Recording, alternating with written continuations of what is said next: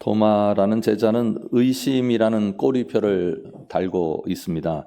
그런 오해를 받게 되는 첫 번째 원인은 부활 이후에 제자들이 모였을 때 그 자리에 도마가 없었기 때문입니다. 도대체 왜 도마가 그 자리에 없었을까? 무슨 일을 하고 돌아다니길래 제자들이 모여 있을 때 그 자리에 없었을까? 그것 자체가 벌써 못마땅합니다.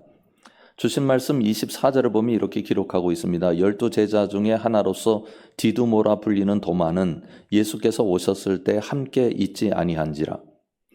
그러면 그때 함께 있지 않았더라도 나중에 나타났으면 죄송한 마음이라도 가질 것이지, 예수님의 제자들 도마의 동료들이 예수님이 살아나신 것을 보았다는데 나는 직접 보지 못했으니까 니들 말을 믿을 수 없다, 이렇게까지 이야기할 건 뭔가, 그런 생각이 들지 않습니까? 제자들이 어디 거짓말하는 사람들입니까? 다른 사람들은 몰라도 같은 동료인데 동고동락을 하면서 지금까지 목숨 걸고 한 공동체로, 운명 공동체로 여기까지 왔는데 어떻게 그 사람들의 말을 믿지 못하고 나는 직접 봐야 알겠다, 그렇게 말할 수 있겠나? 참 괘씸한 사람이다, 그런 생각 들 수 있습니다. 과연 도마가 그런 사람일까요? 요한복음이 도마 이야기를 할 때 이 사람 의심 많은 형편없는 제자입니다 라고 우리에게 알려주려고 도마 이야기를 끄집어내고 있는 것일까요? 아니면 다른 메시지를 담고 있는 것일까? 다시 한번 생각해 볼 일입니다. 우선 성경에 나와 있지는 않습니다만 도마는 순교자로 알려져 있습니다. 도마도 예수님의 다른 제자들처럼 물론 예외도 있기는 합니다만 순교했습니다. 도마의 순교가 좀 특이한데 인도에서 순교했기 때문입니다. 이스라엘에서 엄청난 거리의 지역이잖아요. 그런 점에서 특이해요. 인도에 가면 첸나이라는 곳이 있습니다. 지도를 한번 보십시오. 인도가 엄청나게 큰 나라인데 인도 동남부에 있는 타미르주에 있는 한 도시입니다. 보시는 것처럼 주변에 여러 나라들로 둘러싸여 있고 인도라고 하는 어마어마한 나라 중에 첸나이라고 하는 그 도시에 들어가서 도마가 선교를 했습니다. 그런데 이 도시의 특징이 있습니다. 여러분들이 아시는 것처럼 인도는 힌두교의 나라입니다. 그런데 말씀드린 첸나이는 전혀 다릅니다. 거리 곳곳에 교회를 쉽지 않게 볼 수 있습니다. 첸나이는 다른 지역과 달리 가장 많은 기독교인이 거주하는 지역입니다. 이유는 도마가 그곳에서 선교를 시작했기 때문입니다. 첸나이 지역의 기독교 기록에 의하면 도마가 인도에 처음 들어온 해가 AD 52년이라고 밝혀지고 있습니다. 인도의 도마 교회는 기원 후 52년을 인도 선교의 첫 출발된 해, 그러니까 시작된 해로 보고는 거죠. 무려 1972년 전에 아시아의 기독교가 처음으로 전래된 것입니다. 정확한 것은 알 수 없습니다. 그러나 분명한 것 하나는 있습니다. 도마는 인도 선교를 했고 거기서 순교했다는 점입니다. 도대체 첸나이라는 곳에 교회가 얼마나 많을까? 제가 한번 직접 구글링을 해봤어요. 지도를 한번 보십시오. 지도 위에 제가 빨간 점으로 표시해 놨습니다. 지금 현재 쓰고 있는 지도입니다. 이게 다 교회입니다. 우리나라 지도가 아니라고요. 힌두교의 나라 인도의 지도입니다. 이런 교회가 지금도 가능한 이유는 누구 때문이냐면 도마 때문입니다. 도마는 아름다운 예수님의 제자였습니다. 도마의 아름다운 모습이 성경에도 분명하게 기록되어 있는데 요한복음 11장에 보면 나사로 얘기가 나오잖아요. 나사로가 병들어 죽게 됐습니다. 예수님과 친분이 깊었던 가정인지라 마르다와 마리아가 예수님께 사람을 보내서 우리 오빠가 이렇게 됐습니다 라고 기별하게 됩니다. 이 소식을 들은 예수님께서 당연히 나사로의 집으로 발걸음을 옮기셨습니다. 그런데 그때 제자들이 한 목소리로 반대합니다. 이유가 있었습니다. 이유는 예수님께서 바로 직전에 목숨이 위험한 상황을 겪으셨기 때문입니다. 순환절에 예수님께서 예루살렘에 들어가셨는데 그곳에서 대중들 앞에서 예수님께서 나와 아버지는 하나이다 라고 말씀하셨습니다. 이 발언 때문에 유대 사회가 발칵 뒤집혔어요. 우리가 그렇게 믿고 있습니다만 유대 사회는 하나님은 한 분이십니다. 나사렛 예수가 하나님과 하나일 수 없습니다. 죽었다 깨나도 있을 수 없는 일입니다. 그냥 있을 수 없는 일이 아니라 절대로 있어서는 안 되는 일입니다. 신성모독입니다. 그래서 사람들이 그 자리에서 돌을 들어서 예수님을 죽이려고 달려들었습니다. 예수님께서 그 위기를 피해서 밖으로 나오셨거든요. 그런데 나사로 집으로 가시려면 다시 유대로 들어가야 합니다. 베다니는 예루살렘 바로 근처에 있었기 때문입니다. 그러니 제자들이 말릴 수밖에 없었습니다. 근데 여기서 착각이 하나 일어날 수 있어요. 베다니가 그곳이 아닌데 그럴 수 있거든요. 베다니가 성경에 두 곳에서 기록되어 있는데 이 두 베다니는 서로 다른 곳입니다. 은평구 신사동하고 강남구 신사동하고 다른 곳이잖아요. 마치 그것과 같습니다. 나사로가 사는 베다니가 있고요. 세례 요한이 세례를 베풀었던 요단강 근처에 베다니가 있습니다. 지도를 보시면 도움이 되는데 지도 오른쪽, 지도를 한번 보십시오. 오른쪽 사해 부분 위쪽을 보면 베다니가 보이죠. 확대해 보았는데 영어로는 요단강 동쪽 베다니라고 이렇게 적혀 있어요. 세례 요한이 세례를 베풀던 곳입니다. 물론 예수님도 여기서 세례를 받으셨고요. 그리고 또 하나의 베다니가 있습니다. 지도 왼쪽 아랫부분 황토색으로 보이는 부분이 유대 지역입니다. 유대 지역의 중심은 예루살렘이잖아요. 그 부분을 확대해 보았는데 예루살렘 바로 아래쪽에 베다니가 보입니다. 예루살렘에서 그저 이렇게 보면 베다니가 바로 코앞에 있어요. 여기가 나사로가 살던 곳입니다. 당연히 예수님 그곳에 가면 돌에 맞아 죽을 가능성이 있습니다. 제자들이 당연히 반대합니다. 그런데 그때 도마가 나섰습니다. 요한복음 11장 16절을 보면 이렇게 기록합니다. 디두모라고도 하는 도마가 다른 제자들에게 말하되 우리도 주와 함께 죽으러 가자 하니라. 예수님 그렇게 위험하시다면 우리가 목숨 걸고 그것에 우리도 함께 가자. 그런 겁니다. 그렇게 돼서 나사로 집에 갔는데 거기서 그는 부활에 대한 놀라운 경험을 하게 됩니다. 먼저는 예수님과 마르다가 대화를 하시게 되었는데 이 대화하는 광경에서 부활의 놀라운 역사적 선포가 나타납니다. 요한복음은 이 대화를 생생하게 기록하고 있습니다. 한번 보십시오. 예수께서 이르시되 내 오라비가 다시 살아나리라. 마르다가 이르되 마지막 날 부활 때는 다시 살아날 줄을 내가 아나이다. 예수께서 이르시되 나는 부활이요 생명이니 나를 믿는 자는 죽어도 살겠고 무릇 살아서 나를 믿는 자는 영원히 죽지 아니하리니 이것을 내가 믿느냐. 이르되 주여 그러하외다. 주는 그리스도시요 세상에 오시는 하나님의 아들이신 줄 내가 믿나이다. 여러분들도 오늘이 부활 주일 다음 주일인데 마르다처럼 그렇게 믿으십니까? 얼마나 놀라운 역사를 경험했습니까? 도마가 이 얘기를 들었다고요. 부활이 뭔지 배웠습니다. 예수님께서 나는 부활이요 생명이니 나를 믿는 자는 죽어도 살겠고 살아서 나를 믿는 자는 영원히 죽지 않는다. 이렇게 말씀하시는 것을 도마가 분명하게 들었습니다.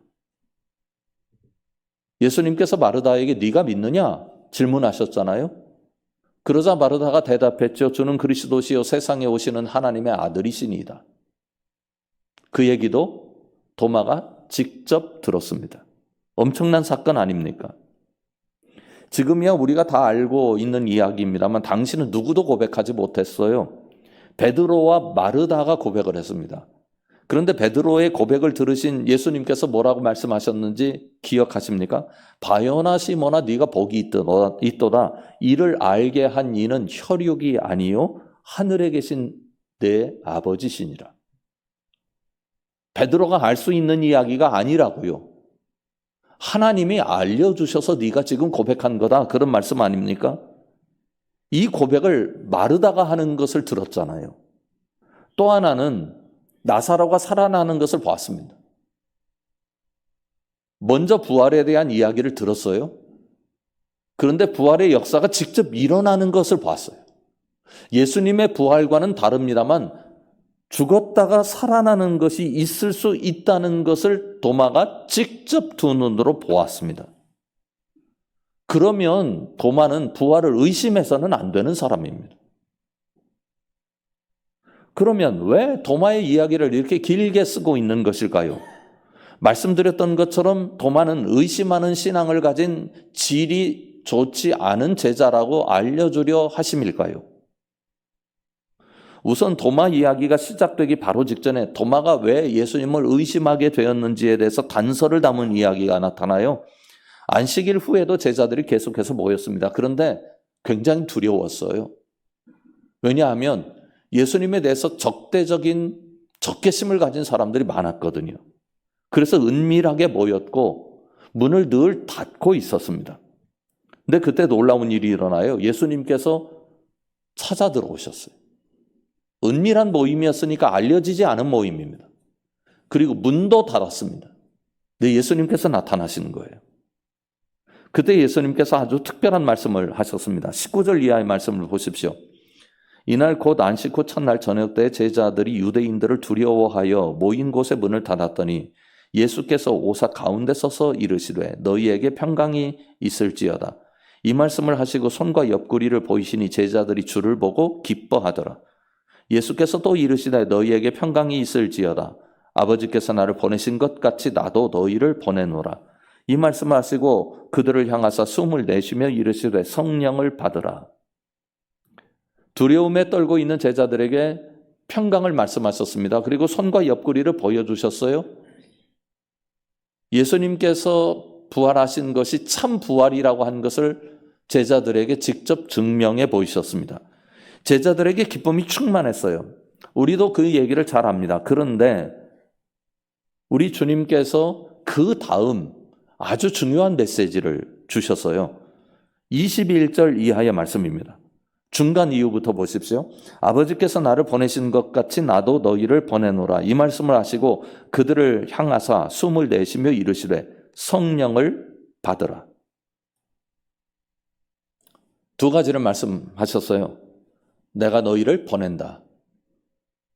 이 말씀은 교회를 설립하시겠다는 뜻이에요.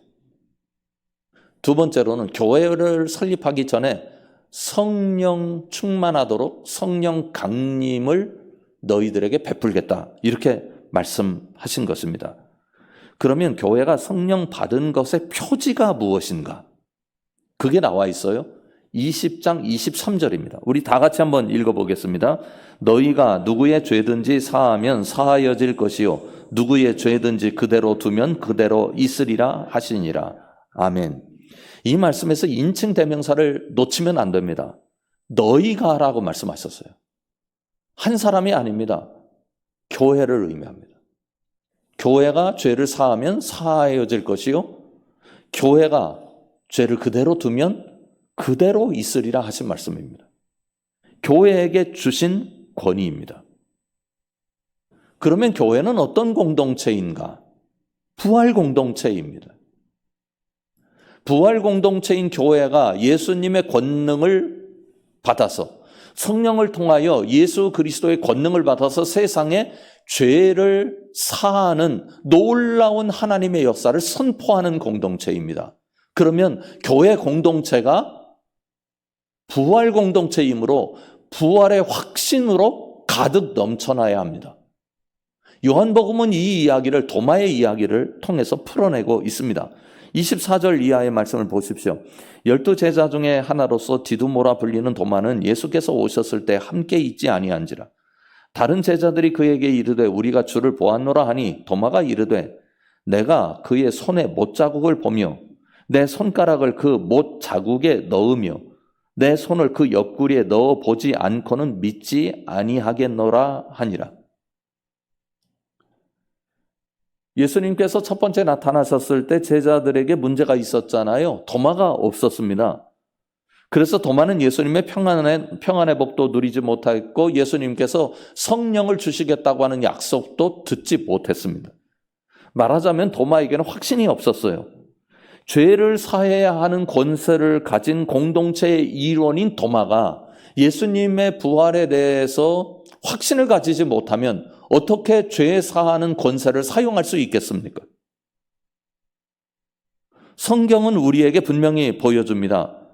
성경에서 도마가 예수님의 다른 제자들과 가졌던 차이점은 무엇입니까? 교회의 참 능력이 어디서 오는지를 이 차이점을 통해서 보여줍니다. 그것은 바로 의심이었습니다. 예수님에 대해서 의심하는 한 그에게서 하나님의 놀라운 역사는 나타날 수 없습니다. 교회 능력은 예수님으로부터 오는 것이 아닙니다. 아니, 그럼 교회 능력이 어디서부터 옵니까? 물론 예수님께서 우리에게 능력을 주시니까 예수님으로부터 오는 거 맞죠? 그런데 예수님의 존재를 인정하는 것, 예수님께서 살아나셨다더라, 예수님께서 그냥 지금도 살아 계시되, 이런 이론을 믿는 데서 오는 게 아닙니다. 예수 그리스도를 믿는 공동체의 진정한 힘은 예수님과의 관계에서 옵니다. 예수님과의 만남을 통해서 옵니다. 예수님과 만나지 않으면, 예수님과 관계가 제대로 연결되지 않으면 그 사람은, 그 교회는 예수님의 능력 안에 거할 수 없습니다. 그럼 만난다는 것이 도대체 무엇을 의미합니까? 수박 얘기를 하나 하고 싶습니다. 여러분, 한여름에 차가운 수박 한 입 베무는 것, 와, 엄청난 기쁨입니다. 시원하잖아요. 우리가 그런 수박을 상상하면 달다, 시원하다, 입안에 수분이 가득 넘쳐난다, 이렇게 느낄 수 있잖아요. 왜 그런지 아세요? 먹어봤기 때문입니다. 이런 경우를 생각을 해보죠. 누군가가 외국에 나가서 맛있는 과일을 먹었어요. 근데 우리는 그 과일을 본 적도 들은 적도 없어요. 이분이 와서 이 과일이 이런 건데 이렇게 생겼고 먹어보니까 정말 즙이 가득하고 그게 엄청나게 달고 엄청나게 향기롭더라. 아무리 얘기를 해보세요. 입안에 침이 고입니까? 절대로 그런 일은 없습니다. 그러나 내가 직접 먹어봤어요. 와, 진짜 맛있다. 이렇게 느낀 적이 있으면요, 그 과일 얘기만 해도 입안에 침이 고입니다. 예수님을 안다는 것, 그 과일이 있다는 걸 들어본 거예요. 예수님을 만났다는 것, 예수님과 관계가 가능하다는 것, 그 과일을 먹었다는 것과 똑같은 거예요. 여러분, 그런데 참 감사한 것은 우리에게 기회가 있어요. 내가 지금까지 예수님에 대해서 그런 감각이 없고 그런 고백이 없다 할지라도 예수님은 도마에게 찾아가셨듯이 우리에게 찾아오고 계신다는 점입니다. 우리가 생각과 마음을 열기만 하면 돼요. 생각을 해보세요. 만약 요즘 은행 금리가 형편없잖아요. 그런데 10% 주는 통장이 나왔다더라. 10% 금리 보장해주는 은행 상품이 나왔다더라. 그러면 만사를 제치고 여러분들 다 가서 그 은행에 가서 줄을 설 겁니다. 그 사람의 머릿속에 딴 생각이 있어요? 없어요? 없어요.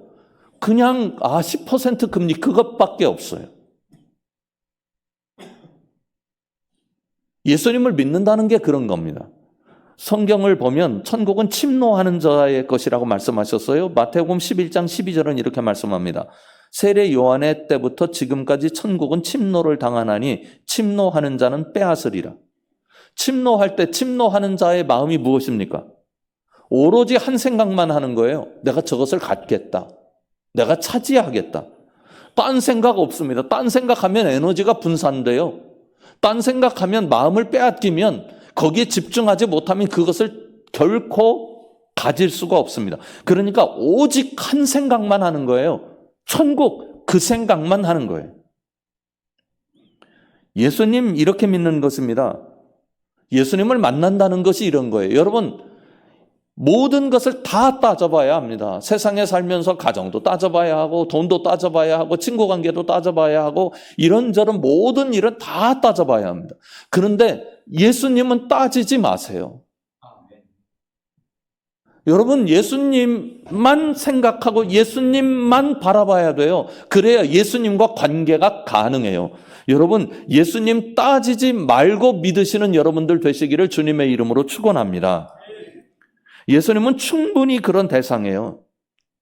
도마 이야기를 통해서 예수님은 우리에게 그것을 지금 알려주고 계신 거예요. 예수님께서 도마에게 나타나셨는데 평안을 전하신 다음 예수님께서 도마에게 다짜고짜 이렇게 말씀하셨습니다. 26절 이하의 말씀을 보십시오.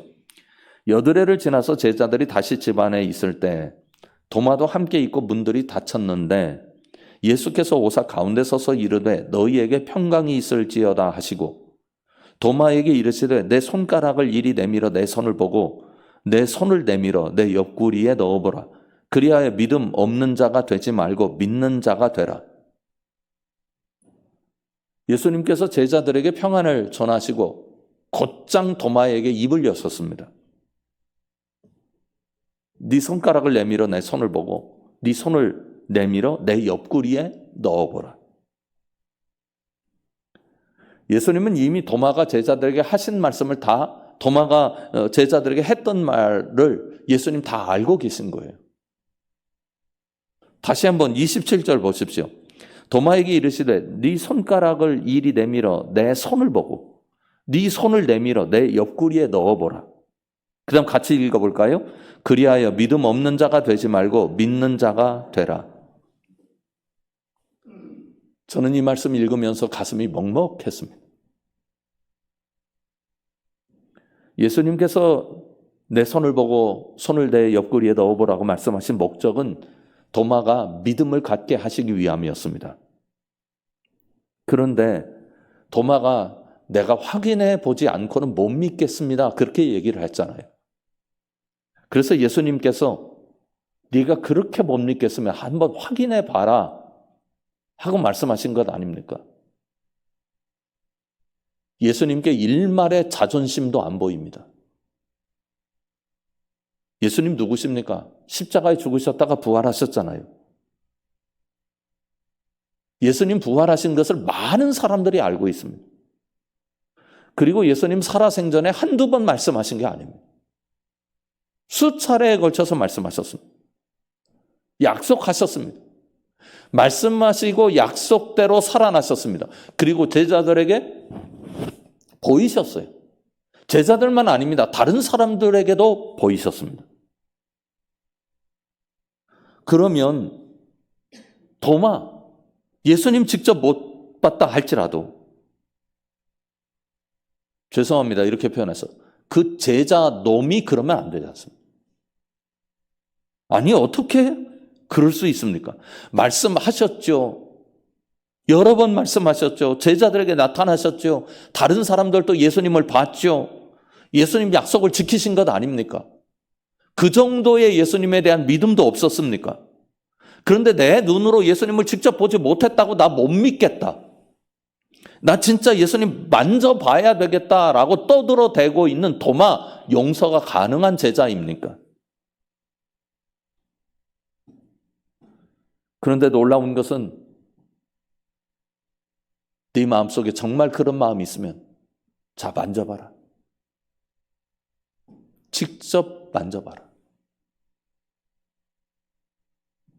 그렇게 예수님 자존심 다 내려놓으시고 도마에게 말씀하고 계신 겁니다. 여러분, 예수님은 이런 분입니다. 예수님을 따지지 않고 믿어야 하는 이유는 예수님께서 먼저 우리를 따지지 않고 사랑하시기 때문입니다. 그런데 지금도 우리를 따지지 않고 사랑하고 계십니다. 여러분이 어떤 의심을 가졌더라도 우리 주님은 나무라지 않으시고 여러분이 믿으실 수 있도록 안내해 주시는 분이십니다. 그래야 우리가 믿음 가질 수 있거든요. 그래야 우리가 그 믿음으로 세상을 이길 수 있거든요. 예수님은 어떻게 해서든지 여러분들 믿게 만들어 주십니다. 여러분들 모두 부활주일 다음 주일인 오늘 이 축복 받으셨으면 좋겠어요. 여러분 모두에게 우리 주님께서 믿음을 충만하게 해주시는 복을 내려주시길 주님의 이름으로 축원합니다. 도마의 변한 모습을 보십시오.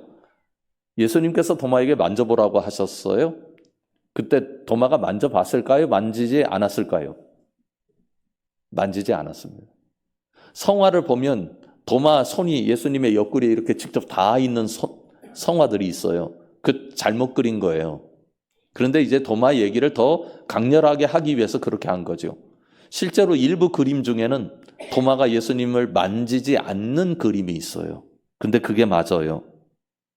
믿음이 회복되었기 때문입니다. 28절과 29절 보십시오. 도마가 대답하여 이르되 나의 주님이시요 나의 하나님이시니이다. 예수께서 이르시되 너는 나를 본고로 믿느냐? 보지 못하고 믿는 자들은 복되도다 하니라. 의심했던 도마가 이렇게 고백합니다. 나의 주님이시요 나의 하나님이시니이다.